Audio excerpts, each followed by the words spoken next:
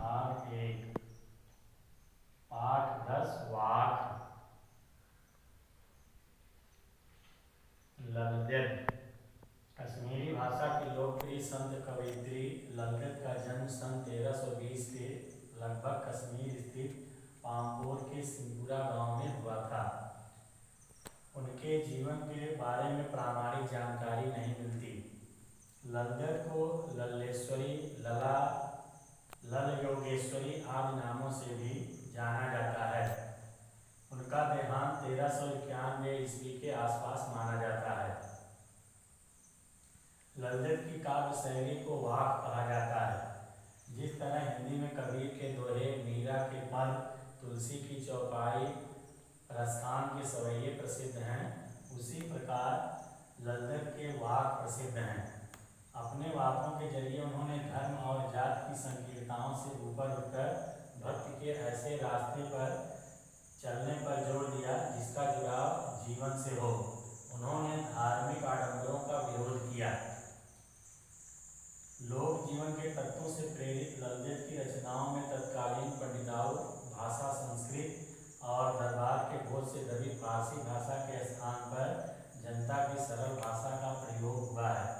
वे आधुनिक कश्मीरी भाषा का प्रमुख स्तंभ मानी जाती हैं। ये पहला वाक।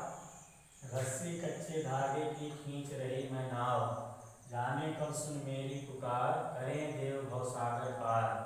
पानी टपके कच्चे सकोरे, व्यर्थ प्रयास हो रहे मेरे। इसका भावार्थ है कि रस्सी कच्चे धागे की खींच रही मैं नाव। कवयित्री कहती है कि मैं इस नश्वर शरीर के सहारे, इस नश्वर प्राणवायु के सहारे अपनी जीवन नैया को खींच रही हूँ।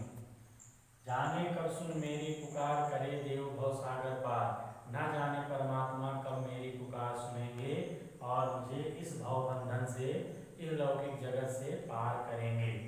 पानी टपके कच्चे सकोरे। कच्चे सकोरे का तात्पर्य है कच्ची मिट्टी का बना हुआ पात्र।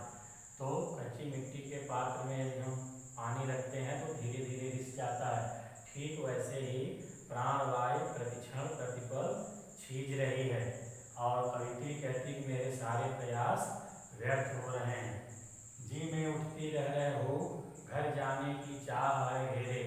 मेरे मन में रह रह करके ईश्वर मिलन की तड़प या वेदना उठती है और मैं ईश्वर के पास जाना चाहती हूँ। कवित्री की दिली इच्छा है ईश्वर के पास अतिशीघ्र पहुँचने की। दूसरा वाक है। खा खाकर कुछ पाएगा नहीं, ना खाकर बनेगा अहंकारी।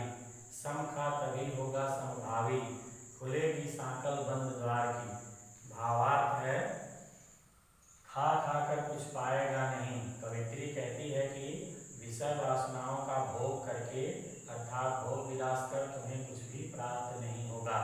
ना खाकर बनेगा अहंकारी, और यदि तुम त्याग करोगे, संन्यास का मार्ग धारण करोगे तो भी तुम्हें कुछ भी प्राप्त नहीं होगा। उल्टे तुम्हारे मन में अहंकार का भाव आ जाएगा। सम खा तभी होगा संभावी। हमें समान भाव से यानी दुख सुख, संयोग वियोग सभी स्थितियों में एक सा भाव रखते हुए हमें आगे बढ़ना चाहिए। कहने का तात्पर्य है हमें मध्यम मार्ग अपनाना चाहिए। ना अतिशय भोग, ना अतिशय त्याग, बल्कि दोनों के मध्य का रास्ता चुनना चाहिए। और कवित्री कहती है कि खुलेगी सांकल बंद द्वार की।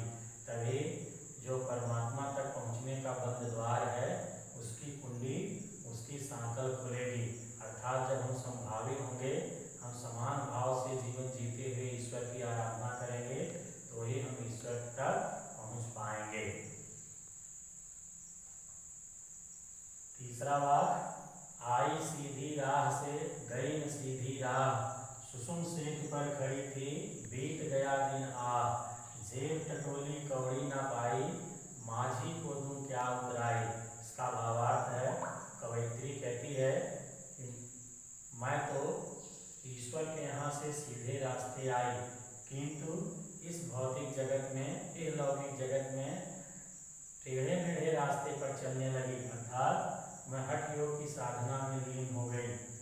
कुसुम सेतु पर खड़ी थी, बीत गया दिन अर्थात हठ योग की साधना में ही मेरा पूरा जीवन बीत गया। मैं सुषुम्ना नाड़ी को जागृत करने में ही अपने जीवन को व्यतीत कर दी।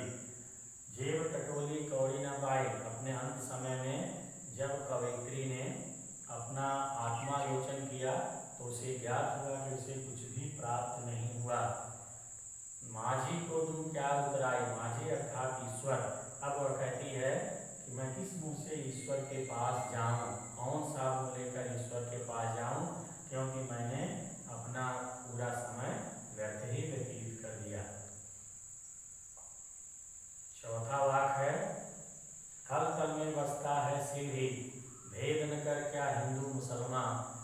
ज्ञानी है तो स्वयं को जान, वही है साहिब से पहचान।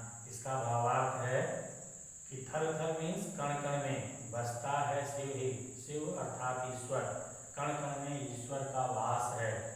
और हिंदू मुसलमान दोनों संप्रदायों के बीच में कोई भेदभाव न्याय मनुष्य न कर, क्योंकि मूल तत्व मूल रूप में ईश्वर एक है।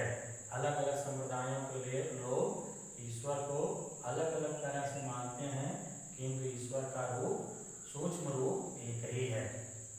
आगे कवित्री कहती है, ज्ञानी है तो स्वयं को जान। अगर तुम ज्ञानी हो, तुम आत्म तत्व को जानते हो, ज्ञान तत्व को जानते हो, तो उससे सबसे पहले अपने को जानो, और वही आत्म तत्व वही ज्ञान तत्व ईश्वर है।